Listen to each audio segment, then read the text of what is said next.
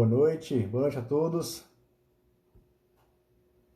Bastante gente entrando já, que legal. Escrevendo o tema aqui, a gente já começa, tá?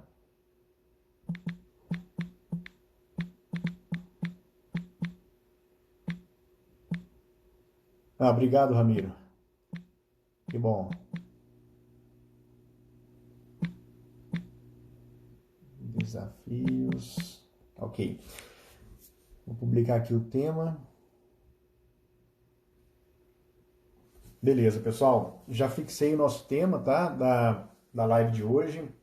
Hoje a gente vai falar sobre autismo, aspectos clínicos e desafios.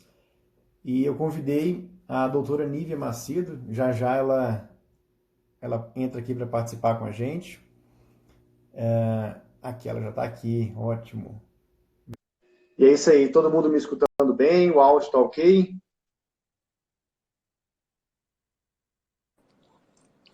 E aí, Léo? Tudo bem? Tudo bem, doutora Nívia? Tudo bem, graças a Deus. Que bom, é um prazer ter você aqui, tá? Gente, a doutora Nívia foi uma professora minha na época da formação em neurocirurgia da minha residência, e é um imenso prazer ter você aqui hoje para falar sobre um tema que é a sua especialidade, né, doutora Nívia, que é autismo. Ainda mais ontem foi o Dia Mundial aí da conscientização do autismo, né? Então acho que é um momento bem oportuno para a gente falar sobre isso. É um grande prazer, é um tema que a gente gosta muito e que a gente tem muito carinho pelos pacientes, né? Pelas famílias e por todos aqueles que trabalham nessa área, né? É sempre uma grande turma, né? Trabalhando, estimulando, intervindo nos diversos lugares que essas crianças, esses adolescentes e esses adultos frequentam, né? Perfeito. A gente vai, eu fiz um pequeno roteiro aqui e a gente vai também buscando alguma outra pergunta do pessoal para participar e a gente vai fazendo mais um bate-papo mesmo, tá, doutora Nívia? Okay. Então, assim, para começar, né, sobre a definição do autismo, que na verdade é o transtorno do espectro do autismo, né? Explica para a gente o que é essa definição e por que esse termo mudou, né, de uns tempos para cá. O que significa isso? Então, o transtorno do espectro autista, antigamente, né, conhecido como autismo, outros termos já foram utilizados, autismo típico, autismo de alto funcionamento. Ele engloba, assim, pessoas que apresentam uma limitação no seu desenvolvimento, um atraso no desenvolvimento, em alguns setores, né? Então, os principais setores seriam a interação social e comunicação e o comportamento, com interesses restritos, estereotipias. Então, esse conjunto, né, de pessoas com esses sinais clínicos que nós definimos como espectro autista. É um transtorno porque gera um prejuízo e o termo espectro é por nos dar essa noção de que há uma variação muito grande de sintomas, de intensidade de sintomas. Então, a diversidade, a heterogeneidade é uma marca muito registrada aí no espectro autista. A gente não tem pessoas que são exatamente iguais e dentro desse grupo nós temos aqueles com a forma muito leve e aqueles com a forma muito grave, que são dependentes, que não têm autonomia e que vão precisar de muitos auxílios, né, nas suas diversas atividades. Então, não é exatamente definição. Não é exatamente algo que a gente desenvolve ao longo da vida. Ocorre, na verdade, as causas elas são bem... não tem uma causa muito bem definida, né, doutora Nívia? Mas a gente pode falar em aspectos genéticos, em aspectos ambientais, ainda não é muito bem entendido isso, né? É um transtorno do neurodesenvolvimento. Então, os sintomas surgem precocemente. Eles surgem no primeiro ano de vida, no máximo até 3 anos de vida. E se nós tivermos assim bastante cuidado, né, nas pesquisas, nós vamos verificar que o cérebro das crianças é muito diferente. Dentro do primeiro ano de vida, a gente já consegue perceber diferenças, claro que a nível de pesquisa, né? Nós não temos marcadores específicos para diagnóstico, então nós não temos alterações que a gente vai determinar em cada criança, em cada pessoa para dar o diagnóstico. Mas nós já temos precocemente evidências de que há uma alteração tanto na substância branca quanto na substância cinzenta do cérebro, e que a gente vai começar a ter sintomas em geral no final do primeiro ano de vida, no segundo ano de vida, embora precocemente a gente pode identificar. Crianças que às vezes não têm um contato com o olhar, já no primeiro ano de vida, que não fazem imitações, que quando você chama não te procura. Então, isso é possível ser identificado. Então, é um transtorno do neurodesenvolvimento. E em relação à causa, né, etiologia, ela acaba sendo multifatorial. Nós temos tanto fatores genéticos quanto fatores ambientais. Então, pessoas podem ter fatores de risco, por exemplo, relacionados a problema de saúde da gestante, problemas durante a gravidez, intercorrências no nascimento e até mesmo problemas de saúde ali nos primeiros anos de vida. Uma meningite, né, uma meningoencefalite, um traumatismo craniano, um tumor, né? Se afetar essas áreas relacionadas à parte da socialização, do comportamento, pode ter o sintoma autista. E embora a gente fale que tem uma evidência também genética, é poligênico. É muito diverso. Não é igual a determinadas síndromes que especificamente aquele gene é responsável, né? Então, é poligênico, é um grupo de genes que nessa combinação com os fatores ambientais favorecem ou não a presença de sintomas. E também favorece ou não a gravidade desses sintomas. Sim, eu até eu até publiquei ontem aqui no Instagram do meu cérebro um estudo bem recente falando, inclusive, desse levantamento aí dos genes envolvidos no transtorno do espectro do autismo, né? Eles identificaram por volta de 102, por volta de 50 e poucos deles, bem associados com a questão dos neurotransmissores, das sinapses e tudo, mas então são muitos e muitos genes que estão envolvidos também em outros desenvolvimentos de outras regiões do corpo, né? Então, eu acho que, só para a gente ver o tanto que a questão é bem multifatorial. O Trezenan perguntou aqui, até uma coisa interessante, né? O Asperger é um tipo do espectro autista, né? Até falar um pouquinho mais sobre essa questão do Asperger e se é possível descobrir só na idade adulta, né? Eu estava lendo até uma reportagem sobre isso. Algumas pessoas só fazem o diagnóstico bem tardio. E se isso não quer dizer que desenvolveu na idade adulta, mas que ela fez o diagnóstico, né, doutora Nívia? Sim. Então, assim, a síndrome de Asperger ou Asperger, né, seria aquele grupo de pessoas que apresentam um melhor desenvolvimento em relação à comunicação. Então, tem menos prejuízo na comunicação e também não apresentam tanto prejuízo intelectual, cognitivo. Só que esse tipo de situação, ela é distinta quando a gente utiliza o CID-10. No CID-11 já nem vai existir esse termo mais. E o DSM, que seria o manual de classificação que a gente mais utiliza para problemas de saúde mental, também não traz mais separadamente, né, a síndrome de Asperger. Então, ela acabou ficando incluída dentro do espectro autista. Não que não existam pessoas com essas características, né?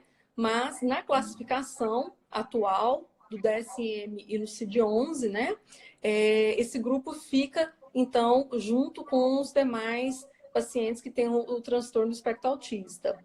E aí, assim, em relação ao diagnóstico, quanto mais precoce, melhor. Porque o cérebro apresenta uma capacidade de aprender muito maior quando mais jovem. Então, a criança que está em desenvolvimento, ela tem uma plasticidade, uma capacidade de aprender habilidades com mais facilidade.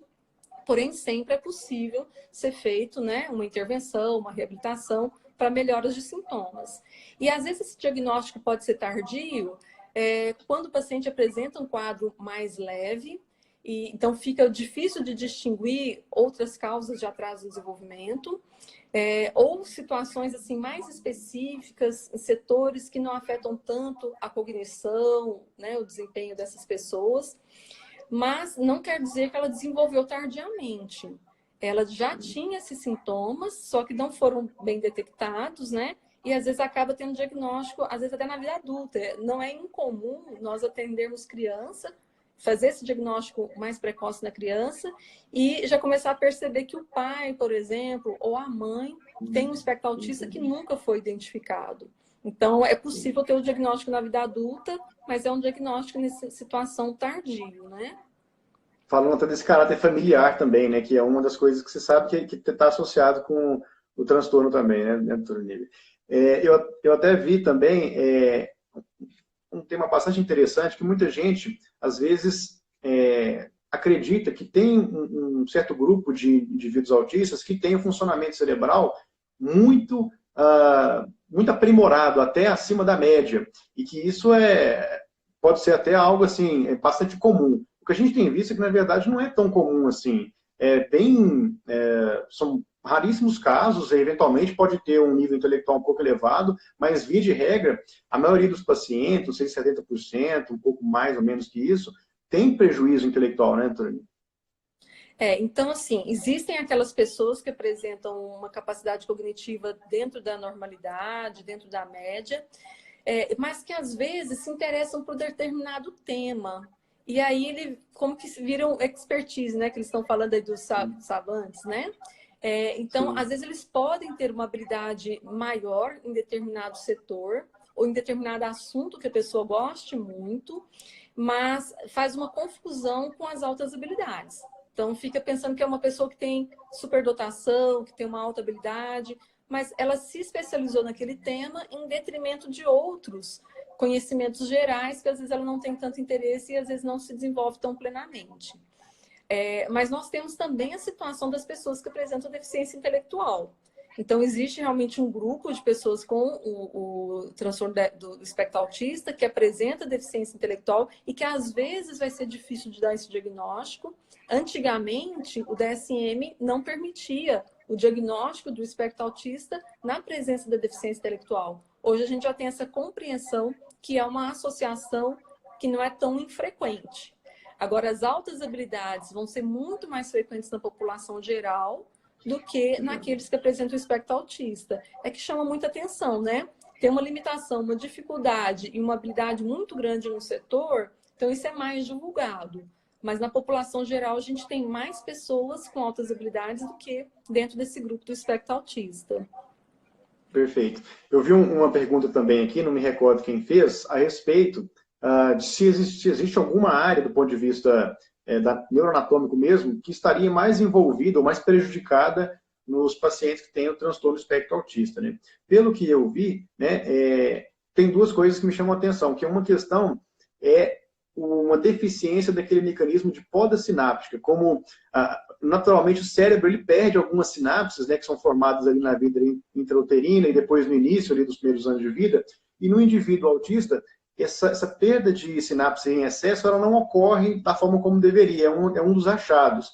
E outra coisa é mais uma questão de conectividade entre as áreas. Eu não sei se especificamente alguma outra área, não sei se a senhora viu isso, se é algo novo na ciência nesse sentido. Então, isso realmente é algo que tem sido estudado e tem sido observado, né? Não só de agora, né? A longo prazo mesmo. Os exames de neuroimagem atuais ajudam, mas mesmo os achados anteriormente, anatomopatológicos, já nos falavam sobre isso, né? Então, nós temos uma espessura da camada cortical diferente da espessura que a gente encontra nas pessoas que não têm o espectro autista. E em relação ao neurodesenvolvimento, realmente nós temos uma fase inicial em que nós temos uma multiplicação muito grande de neurônios, mas que depois existe naturalmente uma morte neuronal programada, que não vai acontecer na mesma proporção na pessoa que tem um espectro autista, e mesmo na substância branca, a comunicação entre os neurônios, que deveria também ter essa poda, então essa conectividade é diferente. Nós temos muito mais áreas de informações de conexão, de associação, e que isso, na verdade, não é um privilégio, assim, não é algo que vai ser útil, porque naturalmente nós deveríamos ter essa poda, essa perda, para focarmos melhor, termos atividades mais harmônicas, um desenvolvimento mais adequado, né? Então, nas pessoas com espectro autista, ocorre essa alteração, tanto na substância branca quanto na substância cinzenta, gerando essas dificuldades, mas isso a gente não percebe de uma maneira tão nítida nesses exames convencionais que a gente tem, de tomografia, né, que acabou de perguntar, de ressonância. Seriam estudos de neuroimagem um pouquinho mais específicos e detalhados que a gente não utiliza na clínica em geral.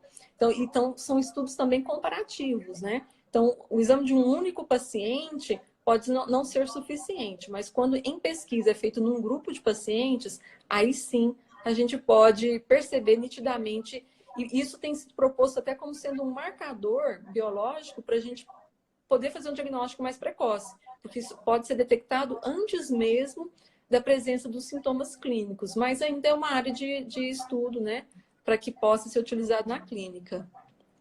São estudos mais experimentais. Assim, na verdade, os exames de imagem que a gente utiliza, eles são mais para afastar, eventualmente, outros transtornos que ele está na dúvida no diagnóstico, né, que não são incomuns, né? Inclusive, é comum o paciente com transtorno do espectro autista apresentar outras comorbidades, outras doenças associadas, né? Eventualmente epilepsia, ou alguma outra coisa também, né? Sim, então esses exames, eles são muito importantes quando nós vamos fazer, né, a avaliação do diagnóstico etiológico. Porque uma pessoa desenvolve as suas habilidades sem precisar de estímulos específicos, porque outras apresentam atraso no desenvolvimento e apresentam diagnóstico, então, do espectro autista. Então, é importante fazer a investigação. Do ponto de vista neurológico, nós ficamos inquietos por não saber a causa. Por que determinada pessoa tem um espectro autista. Então, são exames importantes nessa definição da causa. Então, tomografia, ressonância, exames genéticos, exames bioquímicos fazem parte dessa investigação, podendo muitas vezes virem normais, mesmo que a gente falou que é um problema genético, são exames muito específicos que às vezes nem conseguem definir na maioria das situações, né? Aliás, não a maioria, mas em torno de 40%, 45%, às vezes a gente não consegue encontrar essa etiologia. E nós podemos ter essa associação, sim, de sintomas, pessoa que tenha o espectro autista e que também apresente, por exemplo, a epilepsia, né, crises convulsivas, espectro autista com deficiência intelectual, espectro autista com TDAH, e às vezes até síndromes genéticas mais específicas, por exemplo, o X frágil, a síndrome de Down, às vezes pode cursar também com o espectro autista. Então, quando a gente fala assim, em termos de tratamento, né, essas situações merecem tratamento. Mas o espectro autista em si não tem um remédio específico que possa ser utilizado para essa condição. Nós vamos fazer o tratamento se ele tiver a epilepsia, a convulsão, se ele tiver algum transtorno de comportamento mais importante, que o coloque em risco, ou coloque em risco as outras pessoas, mas não é um tratamento específico para o espectro autista. Beleza. O Trezena perguntou aqui novamente sobre, foi o Souza Wellington, a questão da tractografia, né? Então, é igual eu havia dito, a tractografia é um exame que vai mostrar, né, eventualmente, o desvio de algumas das redes neurais, mas não é nada muito específico, então é um exame mais a título de ciência, de experimento mesmo, né? Outra coisa bastante interessante a respeito do transtorno é a diferença do diagnóstico entre sexo masculino e sexo feminino, né? A que se deve isso, doutora Nívia? Assim, eu já vi vários estudos também. Existe algum consenso na ciência? Por que os meninos são mais afetados, apresentam mais o autismo? Não é só o autismo. Os transtornos do neurodesenvolvimento em geral, a gente tem um maior acometimento no sexo masculino, está relacionado com essa questão genética, embora a gente ainda não compreenda plenamente, né? Mas é uma evidência epidemiológica. O espectro autista, o TDAH, a dislexia, são muito mais comuns no sexo masculino. Então, há uma explicação genética, embora ela não esteja totalmente ainda elucidada, mas é uma evidência que a gente tem mesmo. Perfeito. Deixa eu ver se tem mais alguma outra dúvida aqui, para a gente passar para o próximo item. Acho que não, estamos conseguindo responder todo mundo.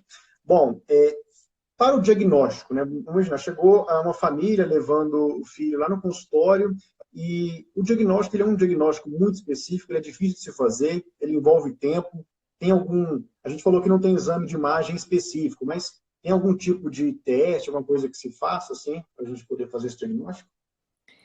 Então, o principal seria já ter um acompanhamento com o seu pediatra ou com o médico de família, dentro do primeiro, segundo ano de vida. Então, acompanhar os marcos do desenvolvimento neuropsicomotor, qualquer atraso precisa ser detectado e precisa ser investigado. Por que essa criança está com esse atraso?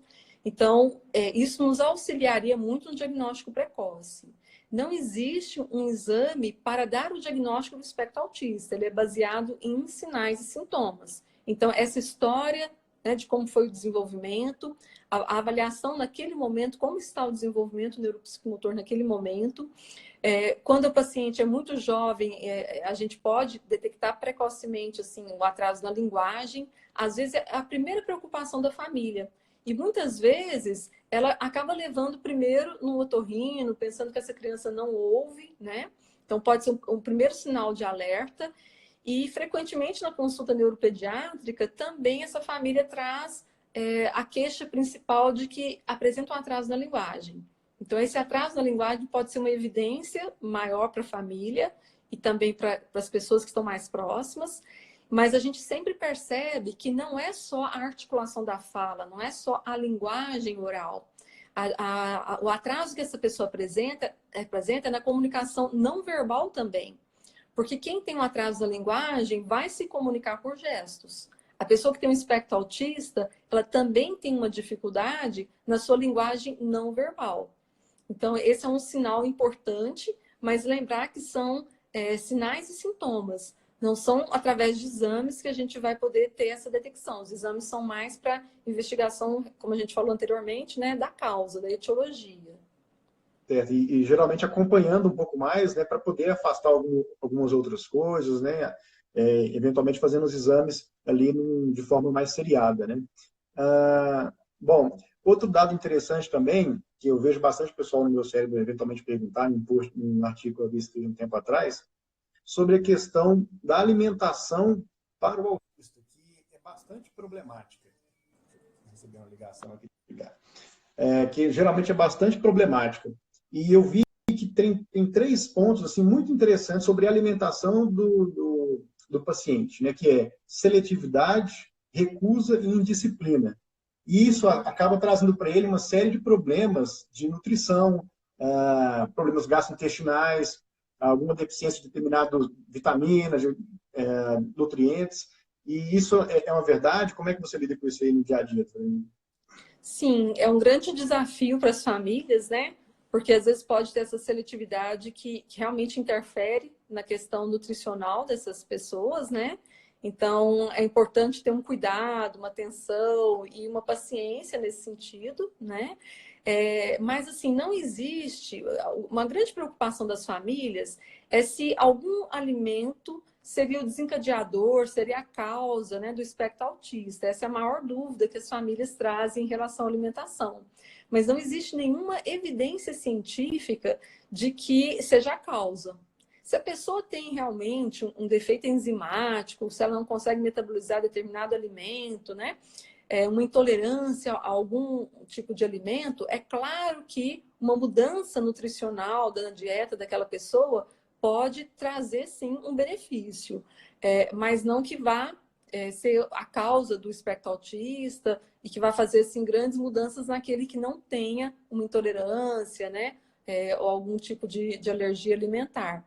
Tá? Mas a ingesta alimentar sempre é um desafio, muitas mães estão comentando aqui, né, que realmente pode passar por fases em que a criança aceita só determinada cor de alimento, ou só determinado alimento, e mudanças para essas pessoas também é muito difícil, né? Se cada dia a gente tenta o máximo possível deixar o alimento da criança bem enriquecido, com muitas variações, mas pode ser algo desafiador e tem que ter muita calma, muita paciência para devagarzinho ir conseguindo introduzir alimentos diferentes. Você citou muito aí a questão das mães, né, dos pais, e alguns estudos mostram que eles são muito, não diria afetados, né, mas eles são muito envolvidos com isso. O cuidado do paciente depende muito dos pais, e eles sofrem muito com questões emocionais, com transtorno depressivo e tudo. Esse suporte aos pais é fundamental, né, ao longo do tratamento. Sim, sempre. Em todos os transtornos do neurodesenvolvimento, né, afeta não só o paciente, mas também os familiares. Eu lembro muito bem assim de uma família que traz a criança nova com muitos desafios alimentares, comportamentais, e quando a gente vai explicando para a mãe, para o pai, como que é aquela criança, quais são os atrasos que ela apresenta e qual que era a causa, a mãe começa a chorar na consulta e me falar, doutora, eu já tive várias vezes para separar do meu marido, e a senhora explicando sobre o meu filho, hoje eu entendo. Por que que meu marido muitas vezes não age de uma maneira como eu consideraria adequada? Então, para vocês verem que também para o adulto isso é importante, né? Compreender esse aspecto de como que é o desenvolvimento, quais são as limitações sociais que aquela pessoa apresenta, às vezes a dificuldade de perceber sentimentos, né? Então essa mãe sentia assim que em muitas situações ela se via sozinha, que o marido não percebia o nível de sofrimento que ela tinha ou as necessidades que ela tinha. Então gera um impacto para toda a família. E o acompanhamento então interdisciplinar é muito importante. A psicóloga tem um papel tanto no início da vida dessa criança, trazendo assim o interesse na comunicação, na interação social, mas também, às vezes, o suporte naquelas pessoas, né, adolescentes ou mais velhos, para que eles trilhem a sua caminhada aí de uma maneira plena e feliz, né? Certo. Como é que funciona a inserção na escola para uma criança que tem o transtorno do espectro autista? Ela é feita de forma normal? Leva-se, ou tem que ser uma escola especial? Tem que ter uma orientação específica com o professor? Como é que é feita geralmente essa recomendação? Hoje nós vivemos, graças a Deus, né, um momento da inclusão escolar. Antigamente, essas pessoas tinham muito mais limitações para poder frequentar as escolas. Hoje nós temos escolas que estão mais preparadas, professores que compreendem melhor essa situação, embora ainda é um desafio, embora nós ainda temos muito a percorrer, né, para chegar no ponto ideal. Mas já é um cenário muito melhor do que a gente tinha anteriormente, né? Então, essas professoras precisam se capacitar. Em geral, as redes municipais de educação oferecem cursos de capacitação que são muito interessantes, né?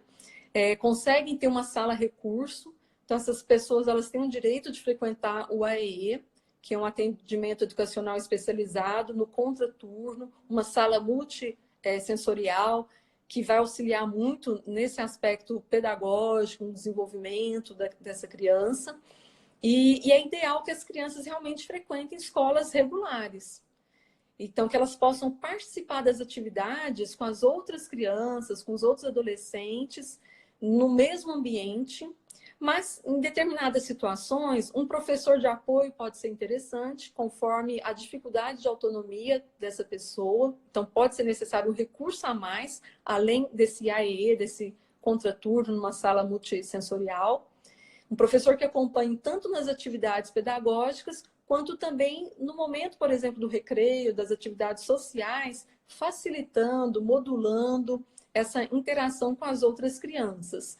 Então, hoje o cenário é melhor e, por direito, essas crianças podem ter tanto professor de apoio, quanto esse atendimento educacional especializado.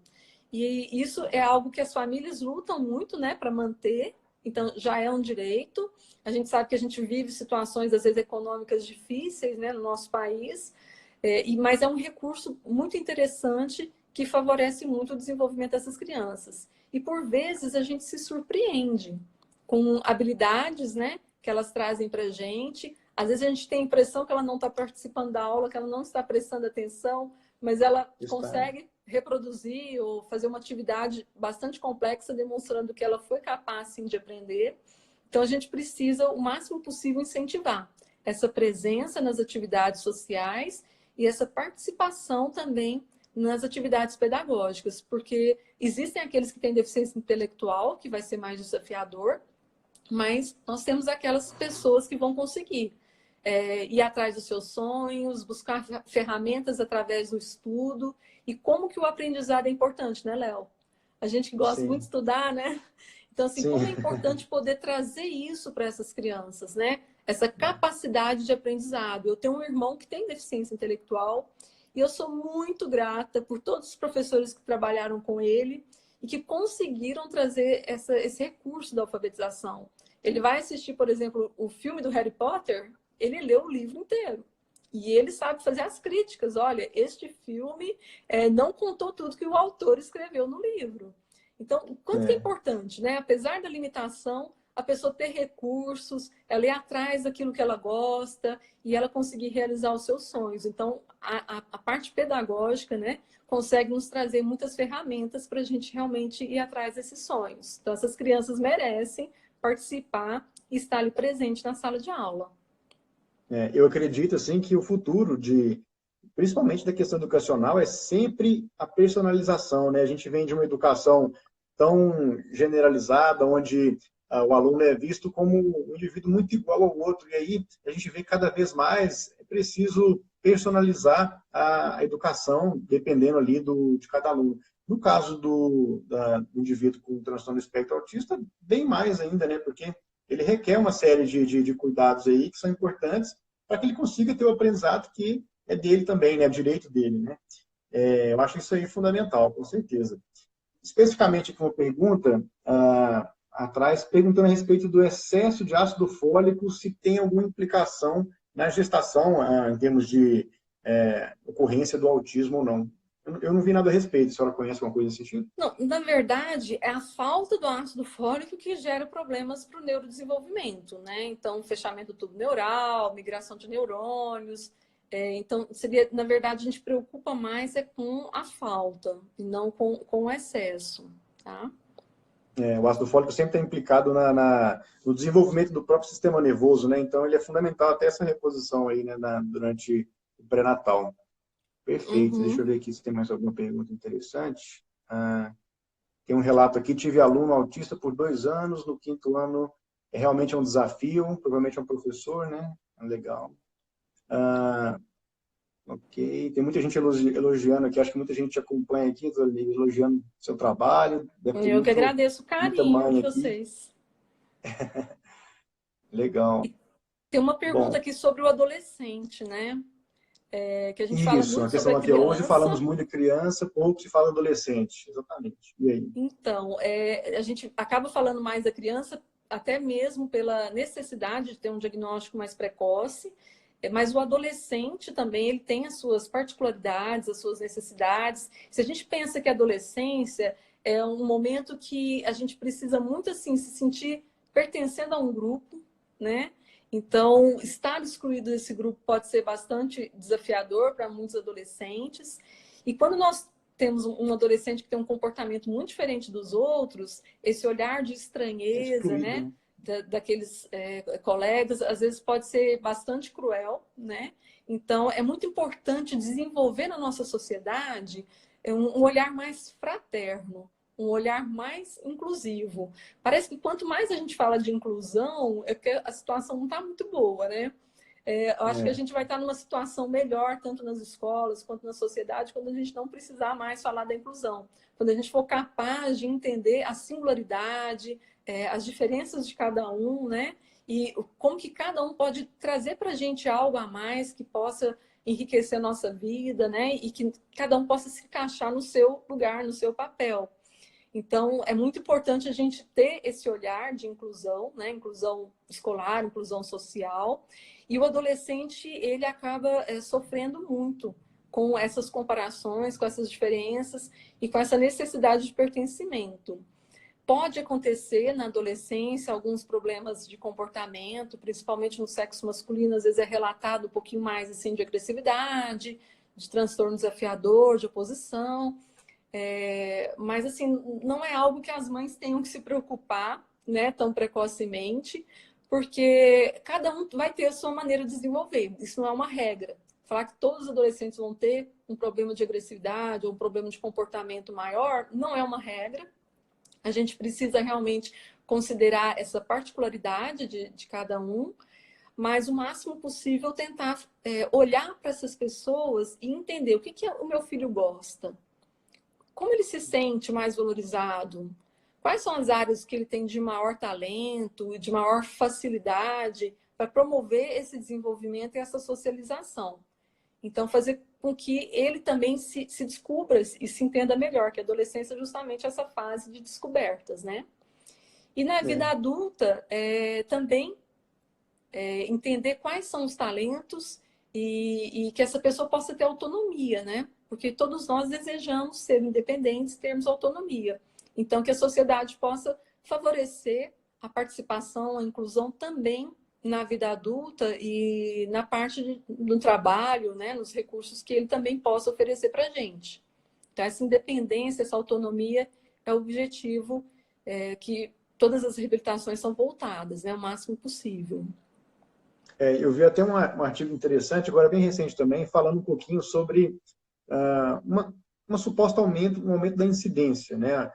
Mostrando que cada vez mais, se não me engano, a taxa estava por volta de 1 para cada 57, outros estudos falando 1 para cada 54, mostrando um certo aumento.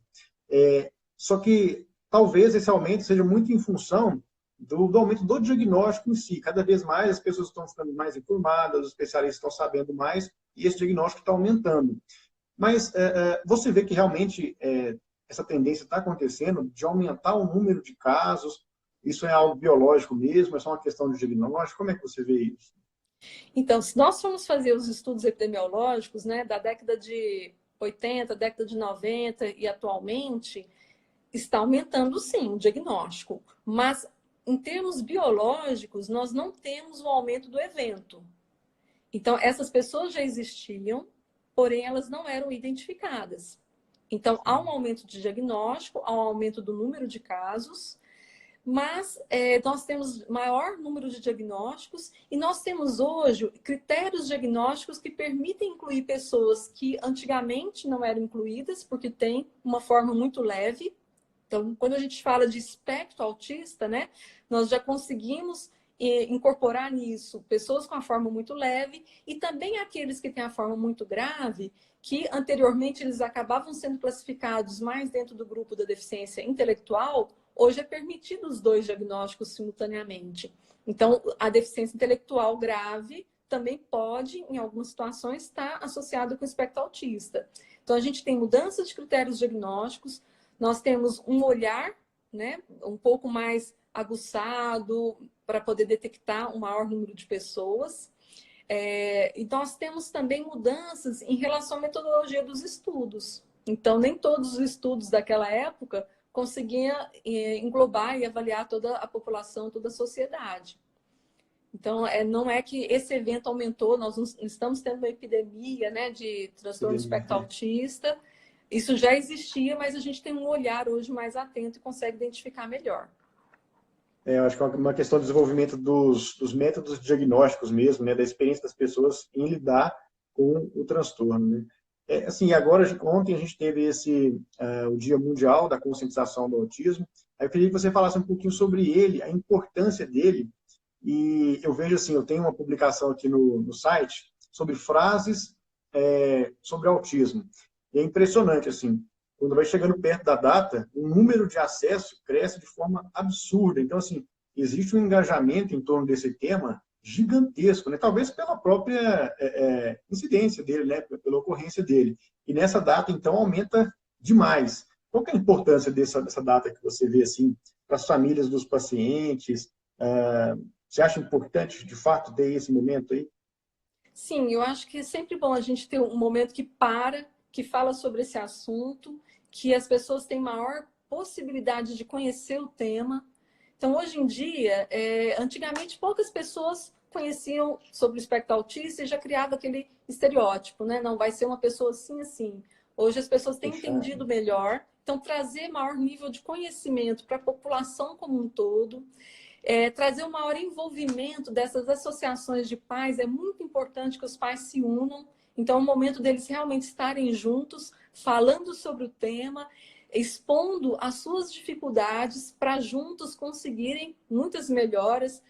Muito foi construído, tanto na legislação, né, quanto nos recursos que a gente tem, por engajamento dos próprios pais. Então, esse momento deles se unirem, esse momento de informar a sociedade, de promover cursos de capacitação, tudo isso é favorecido, né, quando a gente tem também essa data para lembrar do tema e para realmente ir atrás dos recursos necessários. Isso favorece os diagnósticos mais precoces, porque quanto mais as pessoas conhecem, mais elas conseguem detectar e desmistificar também, né? Às vezes tem famílias que chegam no consultório com muito medo. Elas já leram um pouco sobre o tema, mas com muito medo dessa possibilidade do seu filho.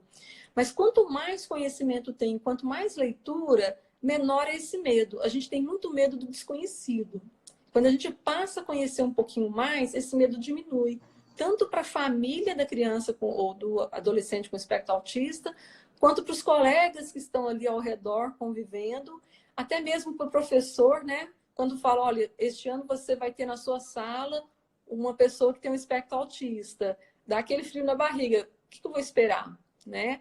Claro que um vai ser diferente do outro, mas se eu já leio um pouco mais sobre o tema, se eu já conheço um pouco mais, e se eu já estive com outras pessoas com essa condição, esse temor vai diminuindo. E a gente vai dando lugar, o medo vai dando lugar a uma admiração, porque eles trazem tantas coisas bonitas para a gente, né? Outro dia uma pedagoga estava falando assim, nossa, mas será que esse menino tem um espectro autista mesmo? Porque ele veio depois das férias, me deu um abraço, um beijo e falou, tia, eu estava com saudade. Então ele tem um espectro autista, ele tem capacidade de se expressar também. Então, quando a gente fala de prejuízo, pode ser um prejuízo qualitativo ou quantitativo. Então, às vezes, ele é capaz de fazer, mas não na mesma qualidade. Mas olha o encantamento que eles trazem para a gente, tanta riqueza que eles promovem nos diversos ambientes que eles frequentam. Então, quanto mais a gente puder falar sobre esse tema, muito melhor. E ter esse dia voltado com esse objetivo é bastante interessante, promovendo, inclusive, o nosso diálogo aqui hoje, né? Legal. Bom, doutora Nívia, assim, excelente, né, a conversa. É sempre muito... Não é a primeira vez que a gente recebe você aqui no Meu Cérebro. Teve o congresso que você deu uma aula muito legal sobre os transtornos do neurodesenvolvimento, sobre o desenvolvimento ali neurológico nas primeiras fases da vida. Acho que tem muito a ver com isso, né, mas não foi especificamente sobre o autismo. E é sempre bom, eu espero contar com você mais vezes aqui no nosso canal. O pessoal deve ter gostado bastante. Eu queria, além de te agradecer, abrir um espaço aí para você encerrar, falar alguma coisa interessante aí sobre o autismo, alguma coisa que ficou faltando. Fica aí Então, à disposição. teve pessoas perguntando aqui sobre livros, né? Então, assim, livros, em geral, a gente tem alguns que trazem esse conteúdo de uma maneira mais simples. Então, tem No Mundo da Lua, tem Levado da Breca, Mentes Inquietas. Então, tem uma série de livros bastante interessantes, assim, que podem ser esclarecedores para os pais, né? Também tem artigos para aqueles que são da área e que trabalham com essas crianças, artigos mais específicos que a gente pode até conversar, né, em outros momentos e trocar um pouquinho de Sim. ideia de acordo com a linha de interesse de cada um. Tem o podcast também, né, que você gravou com a Daniela, né, lá no podcast do Meu Cérebro, bastante interessante também. Isso, aí a gente teve mais tempo para falar um pouquinho mais, né? Então, realmente, assim, são muitas oportunidades que a gente tem e eu acho que a gente tem que ter muito esse olhar fraterno, desenvolver uma sociedade mais fraterna, que a gente possa entender melhor o outro, quanto a gente é intransigente, né? Quando a gente fala que as pessoas com espectro autista são rígidas, são inflexíveis, talvez a gente também seja como sociedade, né? Essa rigidez, essa inflexibilidade de querer que todas as pessoas sejam iguais. Então, quando a gente tem um olhar mais inclusivo e aceita essas diferenças, a gente começa a aceitar também as nossas diferenças, né? Talvez essa inflexibilidade é por sermos muito rígidos conosco mesmos. Então, essas pessoas vêm aí para balançar, né? E falar que nem tudo é como a gente planeja, como a gente quer controlar. Essas crianças não se deixam ser controladas, né? Elas trazem para a gente esse desafio também. E isso é muito interessante. E nesse momento agora, talvez algumas mães estão passando por algumas dificuldades, porque as crianças mudaram a sua rotina. E, em geral, a pessoa que tem um espectro autista tem muita dificuldade de lidar com mudanças. Então, acredito que deve estar sendo um momento desafiador para a criança que não está tendo mais a terapia, não pode sair de casa, não pode ir para a escola. E aí eu também percebo nos diálogos com os pais que para eles também está sendo desafiador, mas é muito interessante poder ficar um pouco mais com seus filhos, poder observar mais e conhecer melhor quem é o meu filho, o que ele gosta, o que ele não gosta, que manejo que eu posso fazer aqui diferente em casa para que ele fique melhor. E também entender o que eu sinto quando meu filho se comporta dessa maneira, o que mobiliza em mim, o que para mim está desafiador, que também é um momento de conhecer melhor o filho, mas também se conhecer. Então, aproveitem, né, essa quarentena para estar convivendo mais com a família, mantenha o contato também com os profissionais que acompanham, porque por mais que a gente não possa, às vezes, ter nesse momento as consultas presenciais, as terapias presenciais, sempre é bom trocar uma ideia, conversar com os profissionais, ter algumas orientações com os terapeutas de coisas que vocês possam fazer em casa. Aproveita esse momento. Vamos viver também o lado bom disso, né? De poder estar junto, estar em família, poder curtir o seu filho e ser criativo, que os pais vão ter que trabalhar muita criatividade nesse momento, né? Então, alguém perguntou qual que é o hemisfério cerebral mais assim prejudicado no espectro autista. O hemisfério esquerdo funciona com mais limitações, o hemisfério direito com mais facilidade. E está no momento dos pais, né, aproveitarem aí para desenvolver o hemisfério direito com mais criatividade e trabalhar com seus filhos e trabalhar consigo mesmo, né? Perfeito. Bom, doutora Nívia, muito obrigado, tá? Muita gente perguntou se a live vai ficar gravada. Vai sim, né? Quando terminar aqui, ela fica disponível por 24 horas aí no canal do Meu Cérebro. O pessoal pode assistir, rever bastante. E é isso, pessoal. Então, mais uma vez, eu agradeço a disponibilidade e até breve. Eu agradeço também a participação de todos, o carinho de vocês, e minha vida não seria a mesma, né, sem a presença de vocês. Muito obrigada, viu, Léo? Um grande abraço. Fica com Deus. Um abraço, doutora Nívia. Pessoal, muito obrigado e até a próxima live também. E vocês todos aí. Grande abraço. Até mais. Tchau, tchau. Tchau.